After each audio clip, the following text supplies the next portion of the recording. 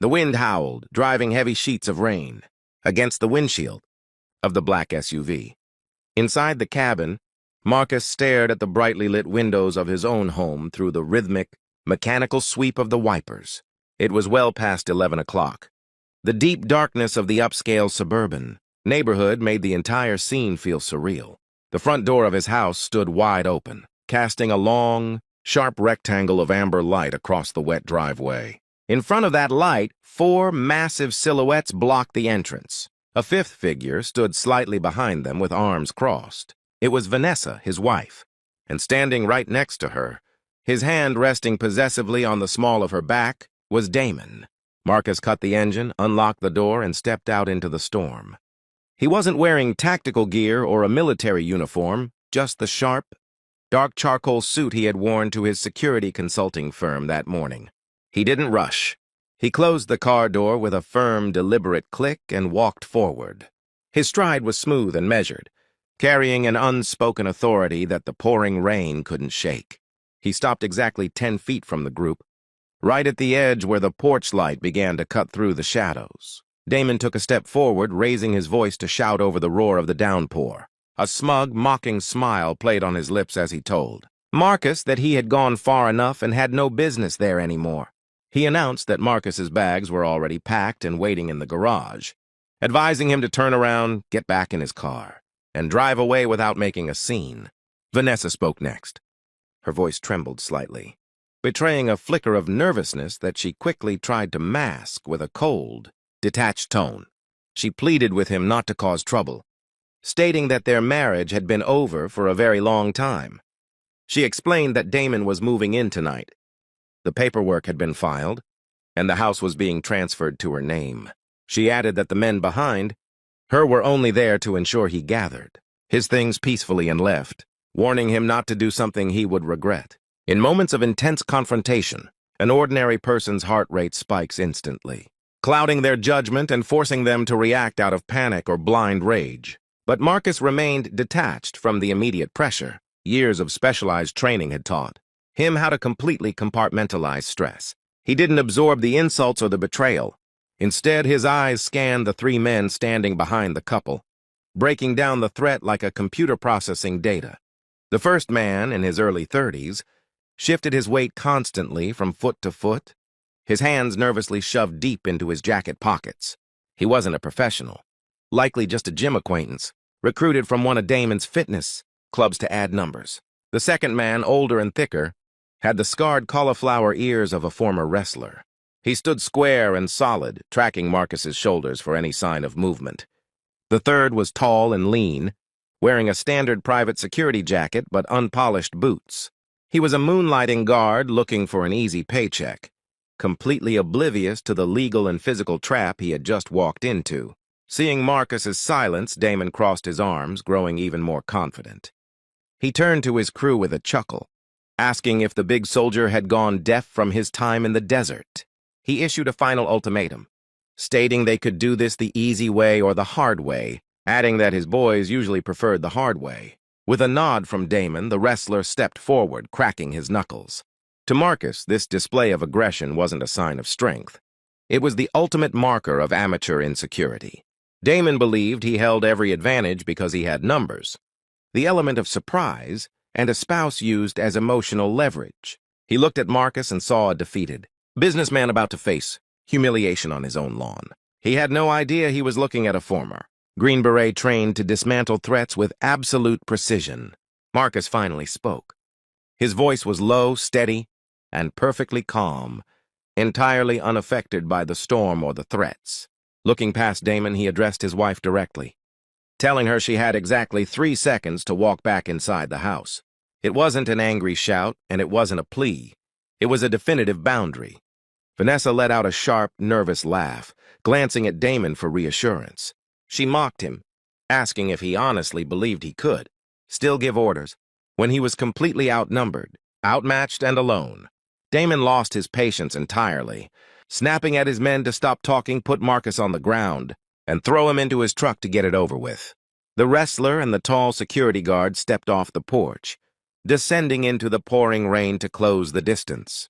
The heavier man reached out a massive calloused hand, aiming directly for Marcus's chest to deliver a hard, intimidating shove. An untrained fighter always gives off microsignals before initiating violence: a shift in stance, a held breath, a tightening of the shoulders. The man moving in was leaning his weight entirely forward, completely convinced his target would cower or step back. He expected no resistance. Marcus did not flinch. His arms remained relaxed at his sides, his hands open and loose. He didn't even drop into a defensive stance. He stood like a statue, under the deluge as the man's fingers brushed against the fabric of his suit jacket. The air grew thick with tension. The rain hammered against the pavement, and the entire confrontation hung on the absolute edge of a knife. The raindrops caught the light like tiny shards of glass as they shattered against the driveway. Marcus could see the pulse jumping in the wrestler's neck, a visual confirmation of an adrenaline dump that would make the man clumsy. Beyond them, Vanessa took a half-step back, her eyes wide as she realized Marcus wasn't moving, wasn't arguing, and wasn't showing a single trace of fear. Every element of Marcus's posture was a calculated deception.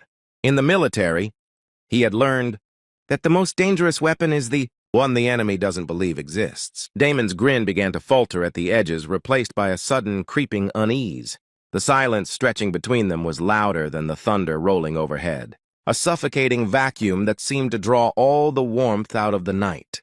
The tall guard on the right hesitated, his foot hovering over a puddle as if some primal instinct was warning him that this particular target was not a normal man. But the wrestler's hand was already locked on its trajectory, closing the final inches toward Marcus's chest. Marcus simply shifted his weight by a fraction of an inch, an almost invisible adjustment that completely altered his center of gravity. The true test of power is not how much chaos you can create, but how much stability you can maintain when chaos surrounds you. Marcus looked past the looming hand and locked his eyes directly onto Damon's face, sending a silent message of absolute, unshakable certainty. The trap was sprung, but the men on the lawn were about to find out that they weren't the hunters. They were inside the cage. The wrestler's heavy, calloused fingers never reached the fabric of the charcoal suit jacket. Instead of backing away or raising his fists in a defensive stance, Marcus simply stepped forward into the space of the attack. It was a movement, so fluid and micro-targeted that it completely bypassed the wrestler's slow reflexes. Marcus caught the man's extended wrist with a light but unyielding grip, simultaneously sliding his left foot behind the man's heel to disrupt his balance. With a gentle, controlled push that utilized the wrestler's own forward momentum against him, Marcus guided the large man straight past him. The wrestler stumbled blindly into the wet grass of the manicured lawn, his boots sliding through the mud before he collapsed into a clumsy, ungraceful heap. Marcus didn't follow up with a strike. He didn't drop into a fighting stance. He merely stood where he was, his hands returning to his sides, his breath slow and perfectly even under the freezing deluge. The tall security guard froze in his tracks, his eyes darting from Marcus to his companion on the ground. A sudden, heavy silence descended over the driveway, broken only by the rhythmic drumming of the storm. The wrestler pushed himself up slowly, his hands covered in mud, his face flushed red with a mixture of shock and deep embarrassment. He looked up at Marcus, but instead of seeing an angry opponent ready to brawl, he saw an oasis of absolute calm.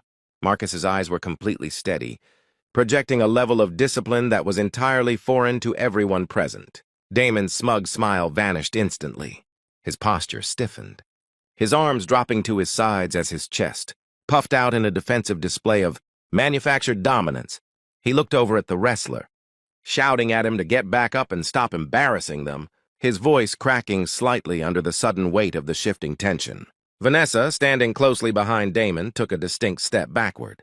The cold, mocking confidence in her eyes was replaced by a flickering shadow of doubt. She knew that Marcus was a veteran, but she had spent years believing his military past was just a collection of boring office jobs and logistics coordination. She had never seen this side of him.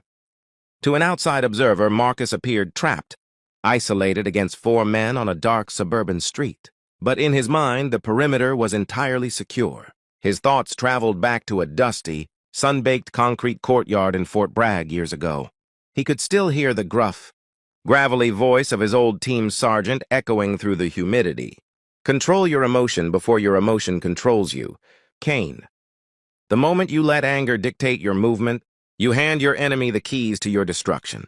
A real operator doesn't fight the man in front of him. He dismantles the problem. That single lesson had saved his life in places that didn't exist on standard maps. And it was the foundation of his successful security consulting firm today. Violence was a loud, chaotic expression of insecurity. True authority was quiet, deliberate, and mathematically precise. Marcus kept his eyes locked on Damon, completely ignoring the two men on the grass. He noticed the slight tremor in Damon's right hand, the way his jaw muscles tightly clenched, and the rapid, shallow rising of his chest. Damon was experiencing a massive adrenaline dump, a physiological reaction that clouds judgment and forces a person to make reckless, impulsive choices. Marcus spoke, his voice cutting through the roar of the downpour with a chilling clarity. He addressed the two men standing on the lawn, telling them calmly that they were being used as legal shields for a personal dispute that didn't belong to them. He pointed out that entering a property by force, with the intent to intimidate a homeowner, constituted a felony in this jurisdiction. He added that the security uniform jacket the tall man was wearing carried a professional license that would be permanently revoked before the sun came up if he took one more step forward. The tall guard swallowed hard, his eyes dropping to the ground as he subconsciously shifted his weight backward toward the street. The psychological shift was palpable. Marcus wasn't using physical aggression to fight them. He was using intelligence, leadership, and an undeniable understanding of human behavior to de-escalate the conflict before another hand was laid on him. He was breaking their unity by forcing them to calculate their own personal risks. The wrestler stood up fully, wiping the mud onto his pants, but he didn't move toward Marcus again. He stood on the edge of the grass, his shoulders slumping slightly as he looked at Damon with a newfound expression of resentment. He had been promised a quick, easy intimidation job to help a gym buddy, not a legal nightmare against a man who didn't even blink when assaulted. Damon, realizing he was rapidly losing control of his crowd, stepped to the very edge of the porch. He pointed a finger at Marcus, his voice rising to an angry, defensive shout. He claimed that the house belonged to Vanessa now, that Marcus was nothing but a trespasser in his own life, and that he had the legal paperwork to prove it. He tried to project power, but the frantic, high-pitched tone of his words revealed his growing desperation. Marcus didn't break eye contact. He knew that reacting emotionally to Damon's shouting would only validate the man's desperate attempt to create a chaotic scene. Instead, Marcus used tactical patience, allowing the silence that followed Damon's outburst to hang heavily in the air. The longer Damon shouted without receiving a reaction, the more foolish and weak he appeared to the men he had brought with him. Vanessa's hand reached out, her fingers lightly brushing Damon's elbow as if trying to pull him back, her face pale under the amber porch light. She whispered his name, telling him to stop. But Damon brushed her hand away roughly, his eyes completely consumed by the need to salvage his pride. The third man, who had remained standing quietly on the porch near the front door, finally spoke up. He was the oldest of the group, a quiet individual with a calm demeanor who had been watching Marcus intensely since the moment the SUV pulled into the driveway. He looked at the precise way Marcus stood, the unyielding discipline of his posture, and the complete lack of a defensive reaction.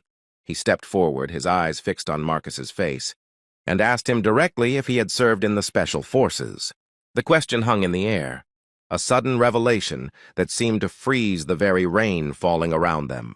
The tall guard and the wrestler looked over at the older man in surprise, then turned their heads back to look at Marcus with a completely different expression. The atmosphere changed instantly, from a simple domestic dispute to a highly dangerous miscalculation. Marcus didn't answer the question directly. He merely gave the older man a slight, respectful nod of acknowledgement. In the world of high-level security and military operations, confirmation wasn't necessary. The recognition of discipline was a language spoken fluently by those who understood it. The older man took a deep breath, stepped off the porch entirely, and walked past Damon without saying another word. He looked at the wrestler and the tall guard, telling them quietly that they were leaving right now, adding that they had no business being there. Damon spun around in disbelief, his face twisting with rage as he demanded to know what they were doing, reminding them that he was paying them for their time. But the older man ignored him completely, walking down the driveway toward his own car parked at the curb. The tall guard didn't hesitate. He turned and followed immediately, his head bowed against the rain. The wrestler looked at Marcus one last time, a silent expression of apology in his eyes, before turning around and trudging down the wet pavement behind the others. Within 40 seconds, Damon's manufactured army had completely evaporated, leaving him standing alone on the porch with Vanessa under the harsh, unforgiving light. The psychological upper hand had shifted entirely. Marcus took a single step forward, his boots clicking sharply against the wet concrete of the driveway. He looked at his wife, whose eyes were now wide with a profound, terrifying realization. She had spent months planning this day with Damon, believing they could simply overpower Marcus through intimidation and force him into a weak emotional retreat. She had believed Damon's promises of wealth, power, and easy solutions. But within 10 minutes, Marcus had dismantled the entire plan without swinging a fist, without shouting a single word, and without losing his composure for a single second. Damon stood alone, his chest heaving as he tried to maintain his defiant posture, but his eyes darted nervously toward the empty street where his friends. Car doors were slamming shut. He was left entirely exposed, facing a man whose true capabilities he was only just beginning to comprehend. Marcus stopped at the base of the porch steps, looking up at the two of them. The initial confrontation was over, but the true revelation of the evening was about to begin, and the legal and emotional consequences were already falling into place, around them like a trap.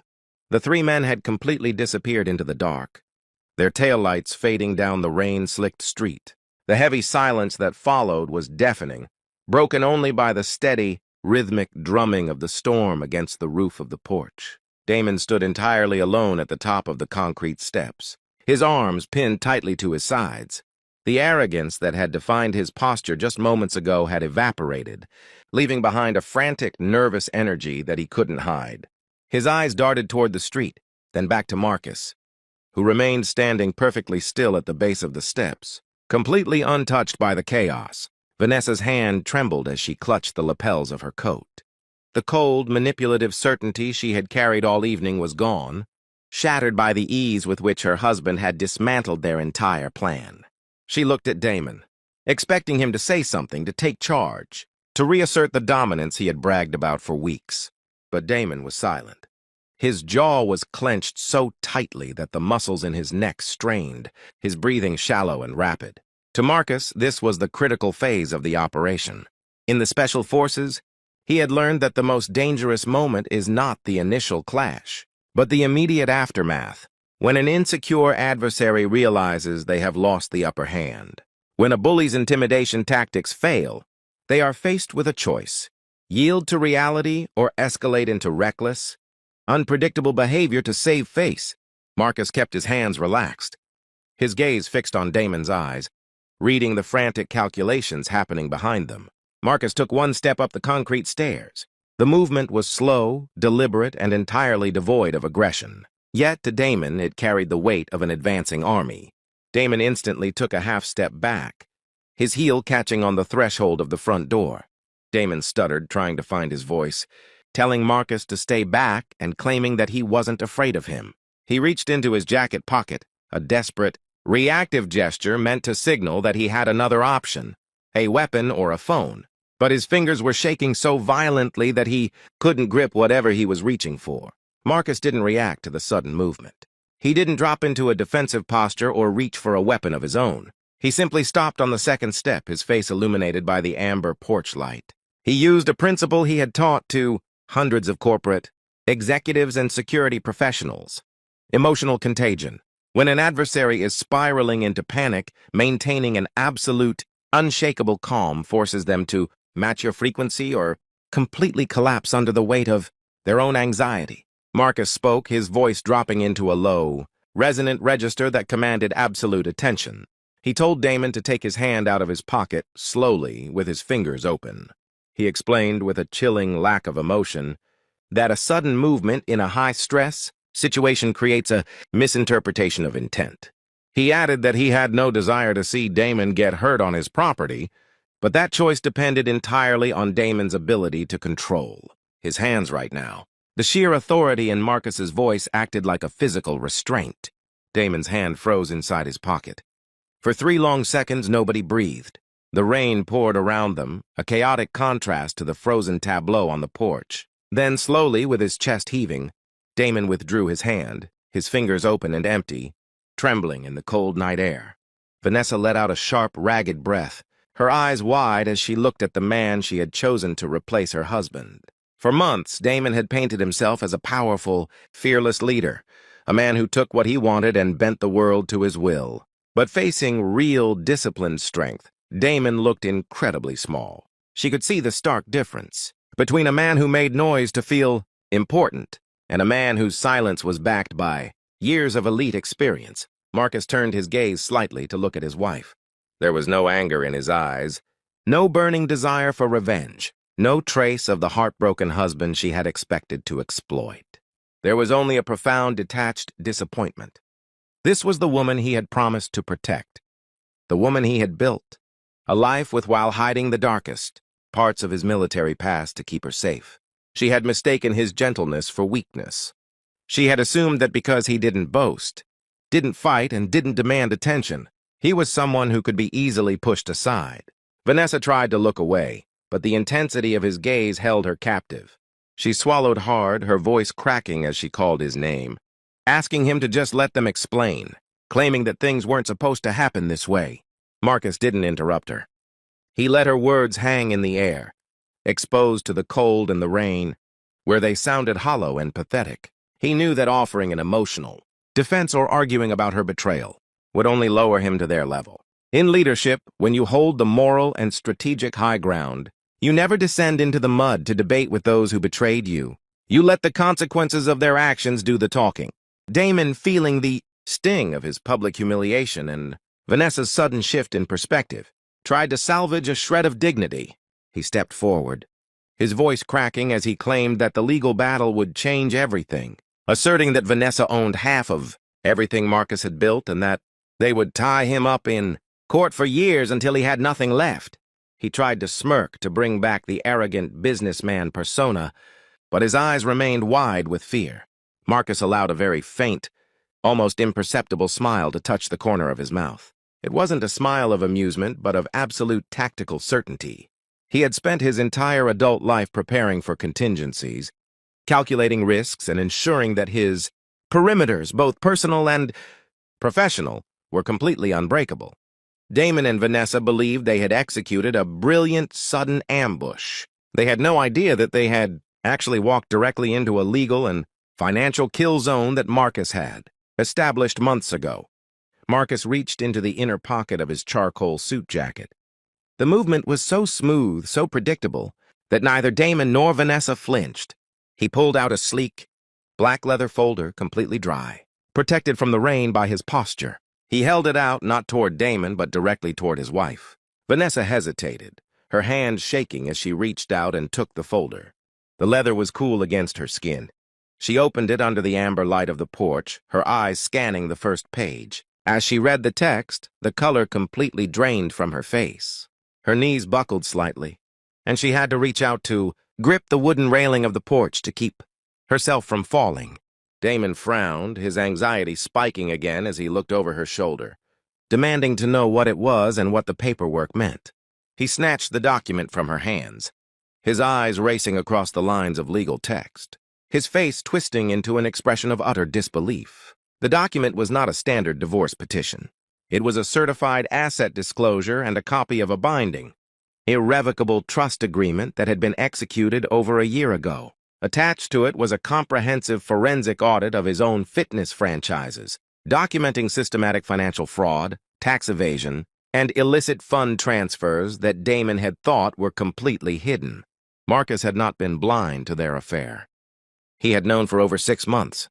But instead of reacting with rage, instead of confronting them in a fit of passion that would have compromised his legal standing, he had applied the ultimate military discipline, intelligence gathering. He had watched, waited, and collected every piece of evidence, allowing them to believe they were winning while he quietly insulated his assets. his business, and this very house into a protected corporate entity that Vanessa had no legal claim to.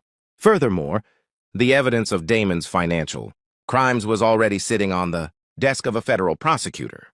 The realization hit Damon like a physical blow. The house wasn't theirs. The businesses weren't safe. The 4 men he had brought to intimidate Marcus were the least of his worries. He was looking at total financial ruin and potential imprisonment.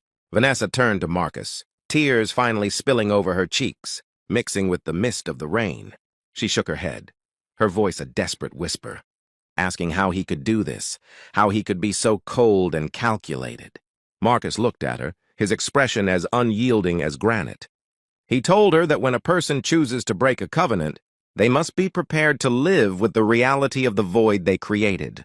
He added that she had mistaken his silence for ignorance, and his patience for permission. Damon's phone suddenly buzzed violently in his pocket. He pulled it out with a jerky, frantic motion. The screen illuminated his pale face, showing a string of urgent text messages from his business partner. His main facility was currently being locked down by federal authorities. The phone slipped from his numb fingers, bouncing once on the concrete before landing in a puddle below. Vanessa looked at the fallen phone, then up at Marcus, a massive, overwhelming wave of regret crashing over her as she realized the magnitude of her mistake.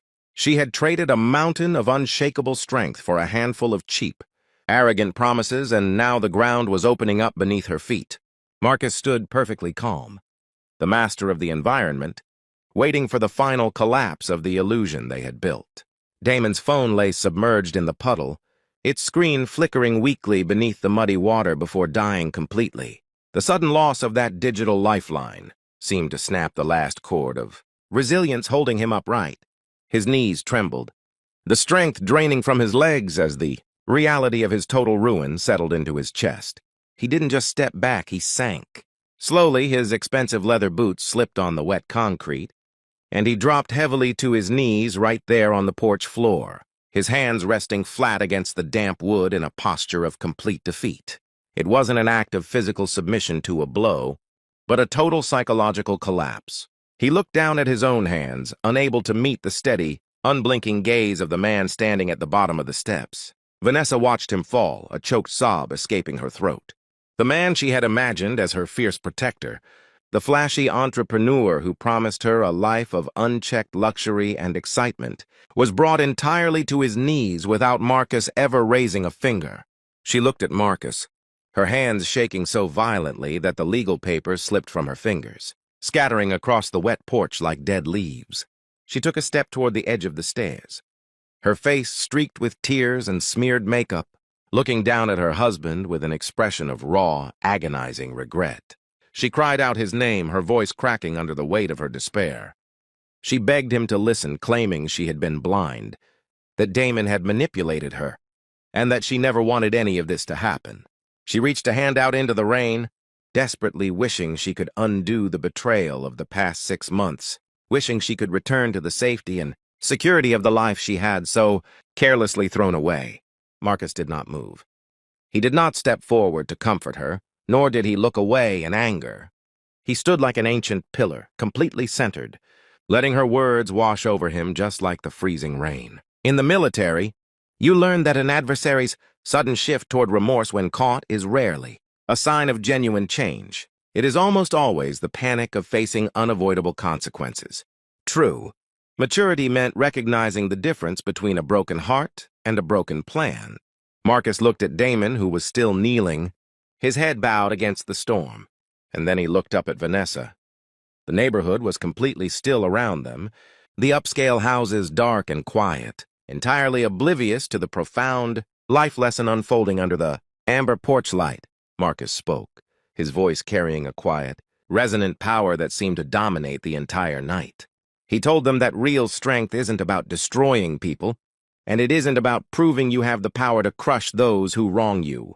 He explained that true strength is staying in absolute control of yourself when everyone expects you to lose control.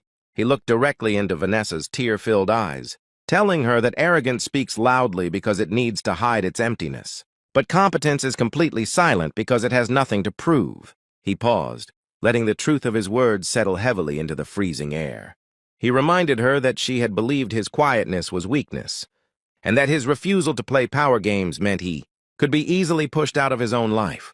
But the discipline he had learned in the most unforgiving corners of the world wasn't a mask he wore. It was who he was. It was the armor that protected his mind, his business, and his honor. Damon finally managed to look up, his face pale and wet from the rain, his voice a pathetic whisper as he asked what was going to happen to them now. Marcus didn't give him the satisfaction of an emotional answer. He simply reached into his suit jacket, pulled out his car keys, and unlocked the SUV behind him with a soft, distant beep. He told Damon that the federal authorities already had everything they needed, and that his presence on this property was officially concluded. He then looked at Vanessa one final time, his expression completely devoid of malice, offering the ultimate emotional closure to a chapter of his life that was now definitively closed. He told her that she had asked him not to make a scene when he arrived, and he had honored that request. He had kept the peace, protected his boundaries, and allowed reality to dictate the terms. He advised her to gather what was left of her things and leave with the man she chose, because this house, and the life attached to it, no longer belonged to her. Without waiting for a response, Marcus turned his back on the porch. He didn't look back to see them scrambling to gather the ruined papers, nor did he look back to watch Damon struggle to stand. He walked with that same measured, even stride back to his vehicle, his boots hitting the wet pavement in a perfect, disciplined rhythm. He climbed into the driver's seat, closed the door, and insulated himself from the howling wind and the pouring rain. As he started the engine, the dashboard lights cast a warm, familiar glow over his calm features. He glanced at the rearview mirror, watching the two figures on the porch grow, smaller and more insignificant, in the distance. He had lost a marriage, but he had maintained his integrity, his discipline, and his absolute control over his own destiny. The storm would eventually pass. The sun would rise over the neighborhood, and he would continue to build his future on the unshakable foundation of who he truly was. He shifted the SUV into drive, looked out at the open road ahead of him, and let a quiet, genuine sense of peace fill the cabin. Some men need a kingdom to feel like a king, but a true soldier carries his sovereignty within his own mind, completely untouchable by the betrayal of others. He pressed his foot to the accelerator, leaving the shadows of the past behind him in the dark.